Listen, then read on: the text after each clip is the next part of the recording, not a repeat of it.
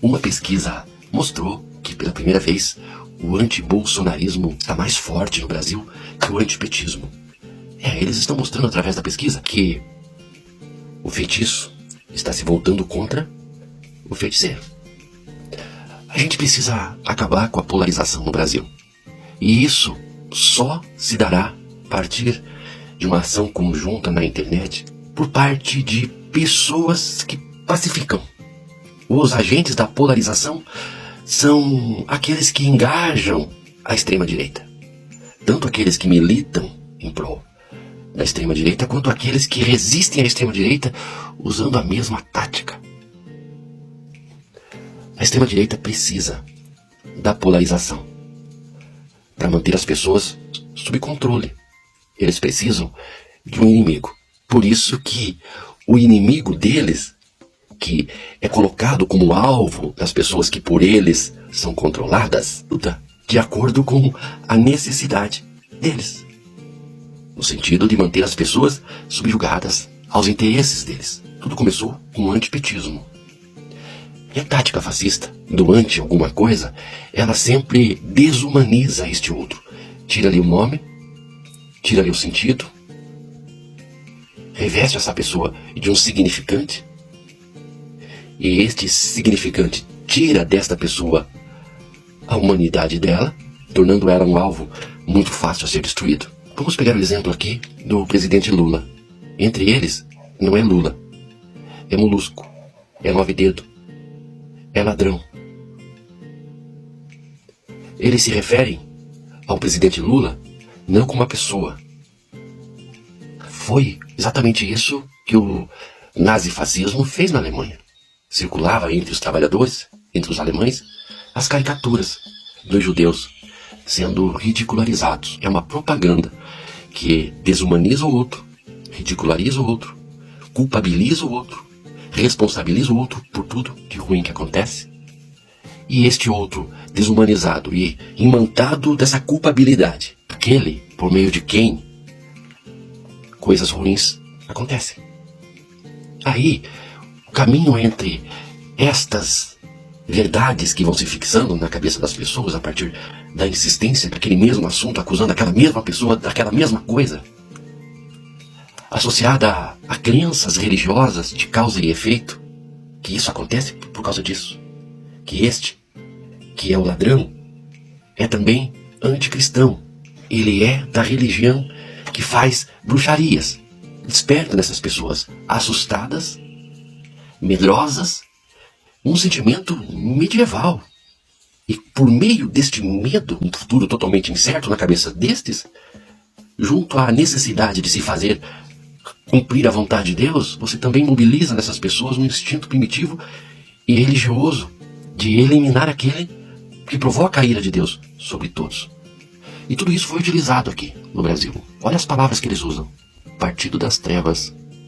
O câncer do Brasil. O Bananinha foi impedido de fazer o seu discurso contra o judiciário brasileiro lá no Congresso norte-americano. Ele foi lá com toda aquela patota para fazer um discurso perseguindo a justiça brasileira. E eles disseram: aqui não. E o Eduardo Bananinha disse que é a esquerda norte-americana. Isso de não deixarem ele discursar lá, falando mal da instituição aqui, é porque agora o inimigo não é mais o PT. Agora o inimigo é o judiciário. E se as forças armadas ficarem contra eles, o problema é que o comunismo já chegou nas forças armadas. O comunismo foi uma grande tática usada pelo imperialismo norte-americano para fazer valer os desejos e as vontades do sonho da liberdade, da democracia, no mundo por força de armas. Os Estados Unidos levou muito a liberdade e a democracia deles para os países que eles pretendiam democratizar para salvar a população e também para garantir ali a sua reserva de petróleo. Sempre onde tinha petróleo, lá estavam eles levando a democracia deles a estes pobres povos que viviam ditaduras. Só que as pessoas que aderem a eles por medo do comunismo nunca sequer souberam, leram ou aprenderam qualquer coisa que fosse a respeito do que significa comunismo. O que se pensa do comunismo é o que se disse muito nas igrejas. Eu mesmo, que vivi muito tempo entre os evangélicos, enganado, pensando que aquilo lá, por se utilizar do nome de Jesus, a quem, enquanto pessoa histórica, eu admiro muito e acredito, inclusive, que a mensagem dele realmente tem o poder de transformar pessoas e uma sociedade inteira. Estava eu lá entre eles e ouvi muito sobre as barbaridades que os comunistas fizeram contra os cristãos. Foram anos recebendo essa lavagem cerebral. Anos. Hoje eu entendo que o comunismo é um conceito, é um pensamento, é filosofia. Nunca foi implantado em lugar nenhum do mundo como sistema de governo. O que existiu foi o socialismo, que caiu no início dos anos 90. E o símbolo maior da queda do socialismo é a queda do muro de Berlim, que dividia o mundo polarizado de então. Acabou. Nem a China é mais socialista. A China é um capitalismo de Estado. Mas eles resgataram esse antigo inimigo e tudo que se opõe a eles é a obra deste inimigo que não existe, mas que eles usam aproveitando-se do imaginário popular que por muitos anos foi alimentado com essa ideia deste inimigo que rouba a propriedade dos outros, propagandeado a partir dos filmes norte-americanos, né? Daquela coisa do vietnamita que é malvado, do soldado norte-americano que é o bonzinho, que vai lá para resgatar os amigos que foram presos pelos vietnamitas. E a gente não para nem para pensar que o que estavam fazendo lá. Porque você não vê um histórico, nem nos filmes, de que houve uma invasão de alguém em relação a eles. Sempre é eles que estão nos lugares mais diferentes do mundo para levar a democracia deles. E eles conseguem pintar essa imagem de bons, de bonzinhos, de salvadores, quando invadem. E eles usam esses gatilhos o tempo todo para manter as pessoas sob controle. E o Bananinha já disse que ele não foi atendido lá no Congresso norte-americano porque os esquerdistas são covardes. Agora, se você é um esquerdista e sabe de tudo isso que eu estou falando, não reage. Porque tudo que ele precisa é da sua reação, da sua réplica, que funcione como elemento de engajamento que serve para mantê-los em evidência diante de todos aqueles que o apoiam incondicionalmente e que estão armados.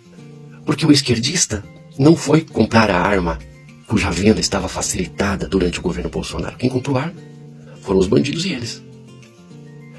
E essa pesquisa Atlas mostra que 32% de pessoas ainda se dizem bolsonaristas, mas que nem todos eles são antipetistas, ou seja, 32% dos entrevistados concordam com o modus operandi deles, apesar de tudo que se sabe a respeito de Bolsonaro, do ser humano execrável que ele é. Então, combatê-lo nesse jogo dele de igual para igual, ódio com ódio, olho por olho, não vai resolver o problema dos 32% que apoiam ele, apesar dele ser quem ele é. Não. Mas isso de confrontá-los no campo deles, no campo da violência, que é o discurso do inimigo a ser destruído, só fortalece o movimento da extrema-direita que precisa de um inimigo. E nós não somos inimigos, nós não temos inimigos, porque entendemos que aqueles que apoiam a eles fazem isso porque estão condicionados, porque estão atendendo a comandos deles, que por muito tempo trabalharam essa coisa do medo, do terror, da ameaça. Perseguição à fé, aos valores, à família. Tudo isso está, ainda que as pessoas estejam vendo que não é verdade, mas a mente condicionada ainda responde aos comandos deles. Por isso que quando eles me veem aqui falando, eles ficam perplexos e pensam que não pode. Um cara que tem este estereótipo e que é evidente nos olhos. Eu falo bem de pertinho porque eu quero essa relação com vocês, de próxima. E eu falo de pertinho porque eu não tenho nada dos meus olhos para esconder. Eu falo a realidade, eu falo o que é. E estes que estão condicionados aos comandos deles, olham para mim e ficam perdidos. Mas como assim? Quem é esse doido? Como assim? Ele não é Bolsonaro? Então ele é a favor dos ladrões? E essa confusão existe. Mas eu vou, pouco a pouco, quebrando essa resistência e essa força deles, que se ampara neste inimigo, que eles colocam para o povo como sendo os causadores de todas as mazelas da sociedade. São mentirosos.